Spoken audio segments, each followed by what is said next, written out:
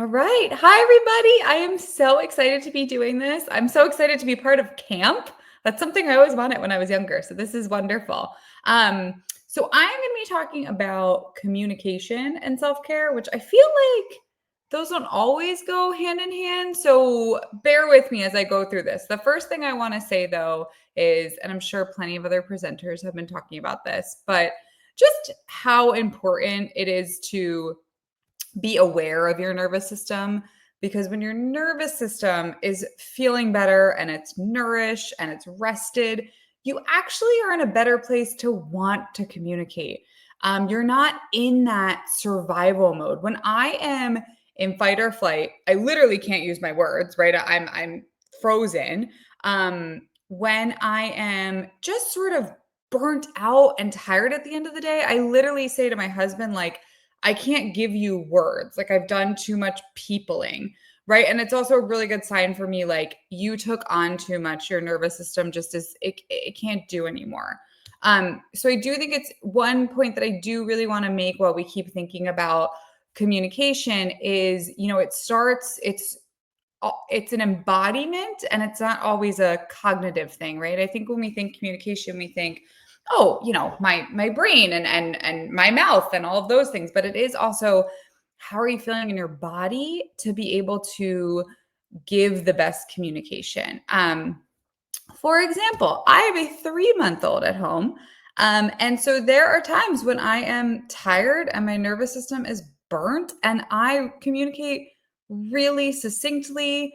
I don't think I use the most compassionate and kind words, right? So I just wanted to give an example of times when if your nervous system is feeling a little haywire, you're just not able to maybe communicate in the way that you would want. And some ways that this could be happening is you're reacting pretty quickly. You might immediately go to defensiveness. You're having a hard time even like listening before responding.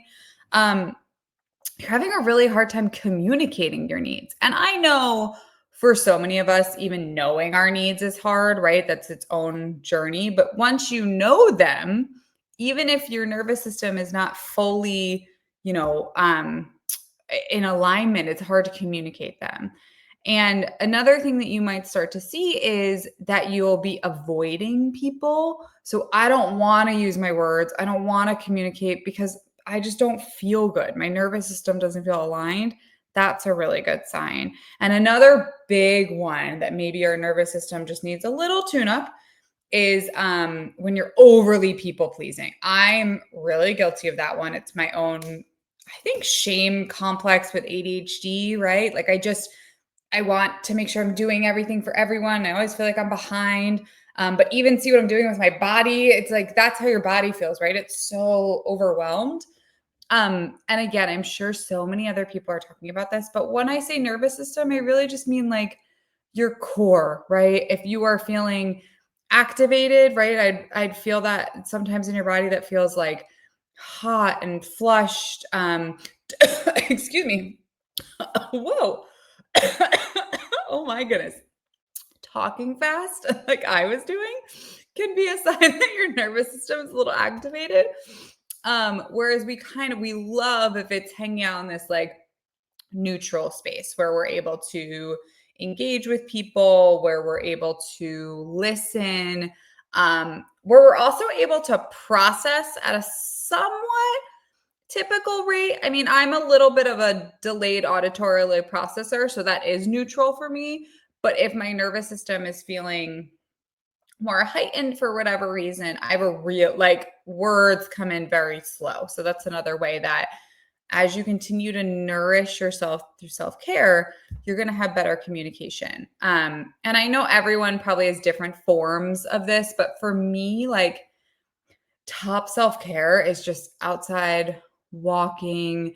I try to do quiet in the morning before connection. So I have the benefit of waking up before my husband and baby and my dog. So I have that like quiet time. The first sounds I actually hear are typically music or another person on a podcast.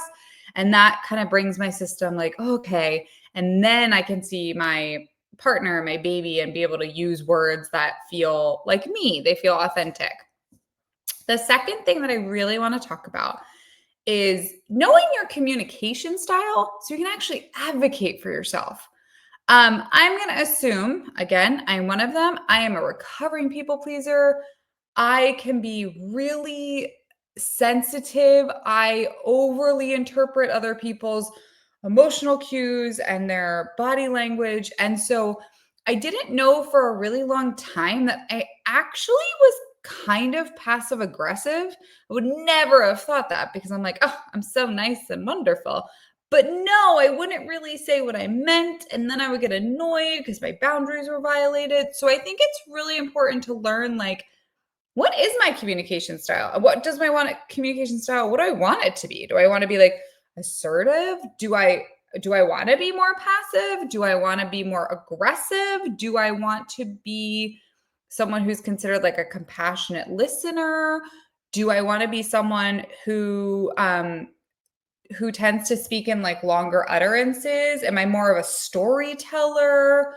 Am I someone who struggles to sometimes express my emotions? So I speak more in metaphors. Like, what is my communication style? Because when you know that and you know that about yourself, it's a little bit easier to say your needs. So let's say you tend to be someone who's slightly more like curt in your communication. I've totally been told that before. Like I've been called that B word before for being so succinct. But I think a different way of thinking about that is like, oh, I'm just like assertive, or also I don't want to waste people's time by saying like a bunch of things, right? And something I've learned is sometimes people need more context. So I've been better about that. But I think it's important. Like I've said stuff before, like, oh yeah, I definitely want to get pizza. And like, trust me, I've thought about this. Like you kind of don't need to ask me again. Cause I feel like sometimes people are like, oh, is that really what you want? And like, I really kind of, once I make a decision, I know that's what I want to do. So when you think about your communication style, you want to think about, how were you raised to express your feelings, right? A lot of us probably do the circular, like, well, if you maybe think it's okay, we could possibly do this thing. And like, you kind of don't really say it. Were you encouraged to speak up? Did you feel safe to speak up? A lot of people weren't given that background. Or when they expressed maybe some vulnerability or emotion, it was kind of shut down. And then also like think about maybe when you were younger or in, possibly in business meetings or whatever you're in, how was your nervous system feeling? Because if it was overwhelmed, it was probably really hard to speak up. So the more self-care we do, the more we take care of ourselves, learn about ourselves. To me, I said self-care was going on a walk, but it's also really just like learning myself and like learning things that can help me. So like, it's not a surprise I became a therapist. I love like trauma, attachment styles, all the things. I love learning that, but I also see it as self-care because I realize ways that I can apply it to myself. And so in self-care, I really learned to have more of that assertive zone of communication where I can express what I want compassionately and honestly, and not collapse what my needs are and not steamroll others. So again, there have been times where I've been really dysregulated and I can come across actually pretty mean because so many boundaries have been violated that I'm just angry when I'm speaking. And really, I want to be more of that assertive with compassion, right? So I want to do this thing, but also honoring what other people need, right? When you're assertive, you also are really able to be collaborative at the same time. You are able to see that other person's perspective. So the third thing that I want to talk about is authentic communication requires self-awareness and self-compassion.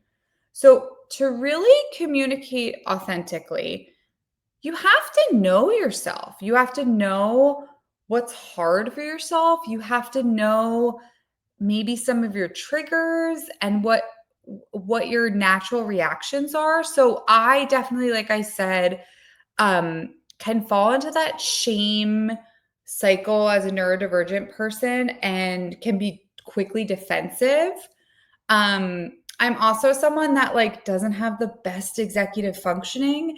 And so I do sometimes miss details in conversation, right? Or sometimes I do check out. And I think being able to have that awareness, not shame myself, but just sort of be able to say to someone, "Oh, I'm so sorry. You know what? I checked out there. Do you mind repeating that? Like, I really, really want to know what you were saying, and this was just my brain having a moment, right?" And I can't tell you how many people I work with where they're like, "Oh my God, I was just out with people and now I'm analyzing everything I said and everything I did. And I feel like I was terrible." And there's no self compassion. And their self awareness is almost like this, like it's like so far over that they're over analyzing themselves, right? So I do think to be authentic, you want to be aware of yourself, but you don't want to scrutinize yourself and sort of take down every conversation you've ever had. I say to a lot of people, um, even like people who teach social skills aren't 100% perfect. They're probably not even 80% perfect, right? We all have moments where we're human and imperfect and don't communicate maybe in the best way we thought we could. So just know like that the more you know yourself, the more you can advocate, right? And the more you can know, oh, like for me, for example, the more I'm tired or annoyed, my hands, I know I'm using my hands a lot right now as well. I think it's just that Italian part of me, but they can almost get like aggressive. It's almost like my body's trying to regulate itself, right? So I know that about myself. I have that awareness and I know I need to sort of check that sometimes or call it out. And the more self-awareness you have, the more you're just like, okay, these are my boundaries. This is what matters to me. You can name your emotions quicker. I mean, I can't tell you how many times I've left a conversation and, alexithymia is at play here and I have some trauma and I don't want to take away from any of that. But that, I'm like, oh, I felt this and it was 4 days later, right? And so the more self-awareness and the more integration I have, the better I am at naming emotions in real time, or at least close to real time. It also helps me know my limits. Like I totally cannot engage in numerous social occasions back to back. I can't. I think a lot of people struggle with that. And that's that having boundaries and having your limits, right? And then if I'm at a social engagement, even if I adore everyone there and I want to talk to them and I'm so genuine to have like genuinely excited. I only have so much energy in my communication social battery and that's okay. So learning what that looks like for you. The other thing is the more self-aware I've become and self-compassionate, I will be honest, that's I think a lot of people can struggle with that one and that is something I work on really daily. But the more that I allow that grace and all of that, I feel like I'm able to get into deeper conversations with people, which is like that's like my bread and butter. I love that. I want to get into all your stuff. I want to know you. I love being able to do that with people. And I think the more that you give yourself this time to learn you and be okay with you, you're able to one, be vulnerable in conversation with other people, but two, like really listen and offer insight to another person. So I think that's wonderful. And then again, the more you know yourself, you can communicate from clarity instead of confusion, right? So even today, my husband was like, "What do you want to get for lunch?" And I think before I may have even like turned it back around on him, been like, "I don't know, what do you want for lunch?" But really, I was just like, "Hey, my brain is not working today. I'm really tired. I have bad brain fog. Could you please pick for us?" And that was such a better way of saying, like, I just can't. And if you could pick our lunch place, it's going to make my life easier. And you know what? He did. And we ate lunch and it was great. So, but like, I think before, one, he would have been confused and I would have been confused. I was like, why can't I just, why is this so hard? So I think, again, knowing yourself in that way. And when I say authentic, I really do mean authentic, like you, what it feels like to be you, not masked version of you, not like I'm trying to put on, my best version, my social skills version, like what it really feels like to be you, because the more you're you, the more you're going to attract people that communicate similar to you.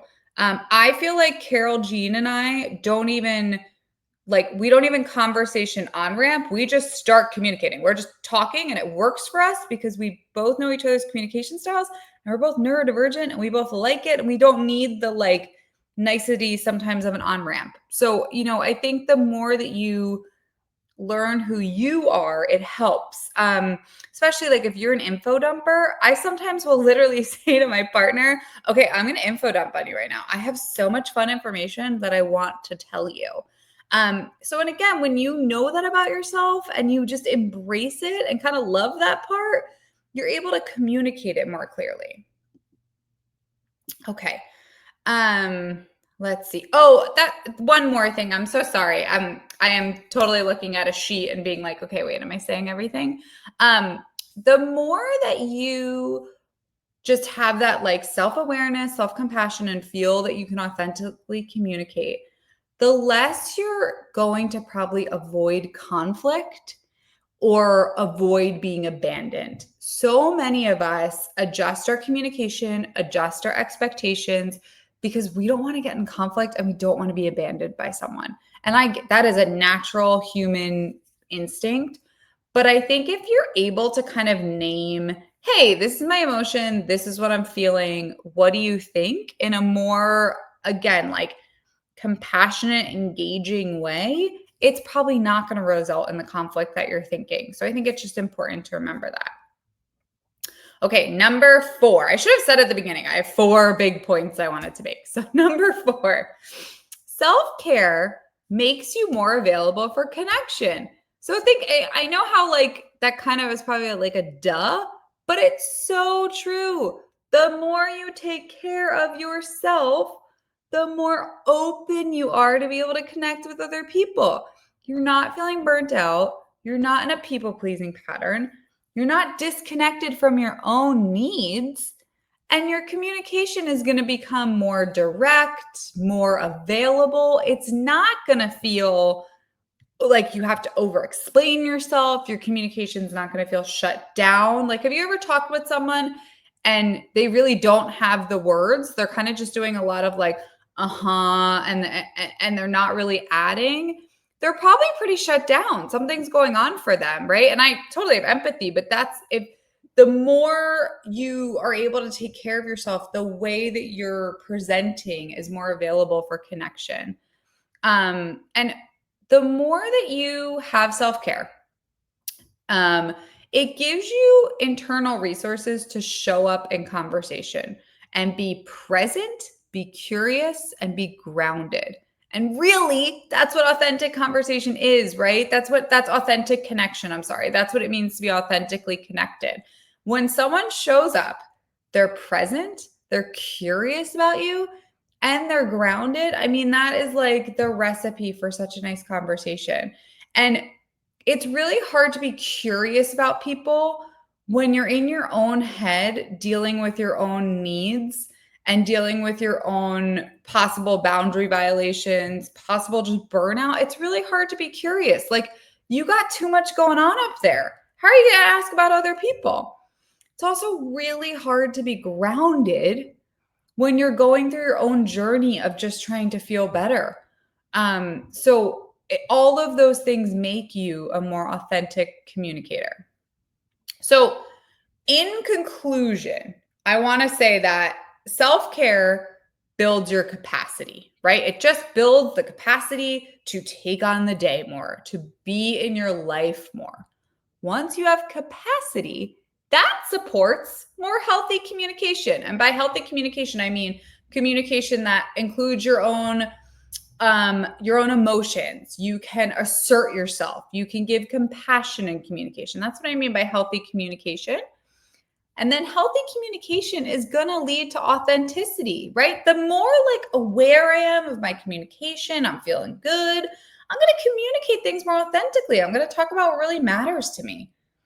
And once you have authenticity, that really deepens your trust with others, feeling of more belonging, not only with others, but with yourself, and more self-respect. I did not realize how often my lack of self-respect came out in my communication, meaning some of my communication was so overly wordy and explanatory, or so much of my communication was with no respect for my own boundaries. Oh, well, okay, if that works for you, then that's what I'm going to do. Like I really didn't have respect for myself, and I didn't even know what to respect. And so that's where that self-care really comes in. So overall, I just want to say it took me a while to realize that my communication and the way that I support and take care of myself are so correlated. But they really are. And the more that you start to look in and take care of yourself, the easier it is. And the more, honestly, like people energy you will have to want to engage. One of when you're shut down and you feel like, I don't even want to talk to anyone. I don't want to. Like, even going to work and having to communicate with anyone, if that's starting to feel like really just like viscerally painful, and it's not just because you don't really like the people and they're boring, that happens, right? But like you're like, I can't even bring myself to do it. That's really a sign of like, I need some internal self-care. Well, I so appreciate you listening to my talk about communication and self-care. I can't thank you enough. And I really hope by continuing in this camp, right, and getting more advice around self-care, that you get more freedom. Like you just feel good. One really good thing about taking care of yourself more is you kind of stop caring about other people's opinions. You kind of stop caring about like, am I doing this right? A lot of that like inner dialogue really went away. And once that goes away, again, you're just able to communicate you. And that's such a beautiful thing because there's only one you, right? And I realize that might sound corny, but it's not. Only you can communicate your you-ness, and other people deserve to see that, not necessarily a masked version that we've been taught to do. Okay, well, I hope everyone enjoyed this and enjoy camp. This is so fun.